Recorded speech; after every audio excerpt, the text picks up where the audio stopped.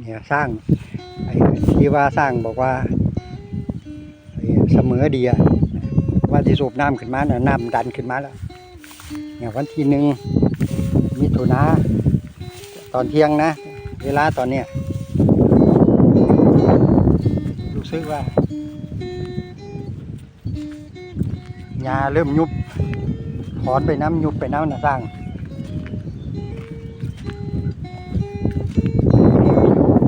ขนาดต้นขี้นกอยู่ดีเลยสร้างที่แมงดาออกจากต้นแมงดาเห็นทั้งอยู่นั่น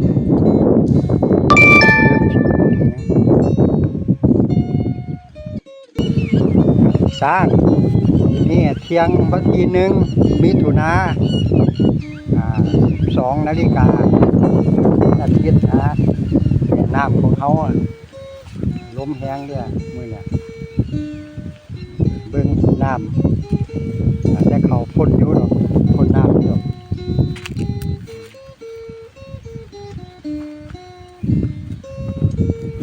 แต่แบบนี้สร้าง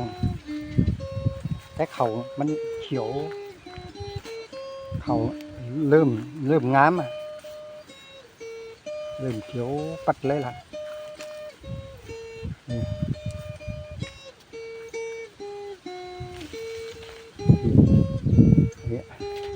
สี่ได้สร้างงาม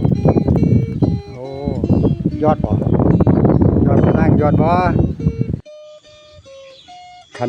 คันคูถึงสร้างน้ำได้ขนาดนี้แล้วเด้ออันนี้ติดพ้นสะเดา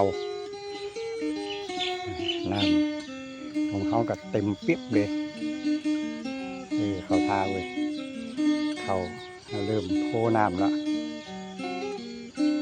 ยอดสร้างเบิ้งเนี่ยเขาเขียวเลยใส่ปุ๋ยได้ยังอันนี้แปลงถึง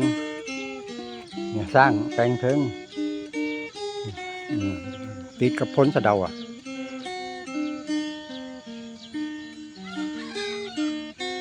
น้ำขนาดนี้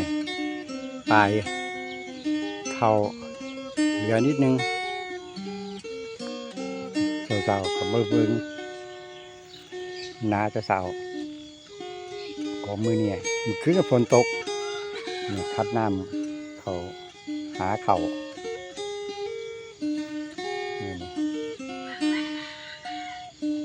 อยู่น้ำมือเนี่ยมืออื่นใครที่เขาสวนอีกอันนี้ที่เขาปลูกยมพูไว้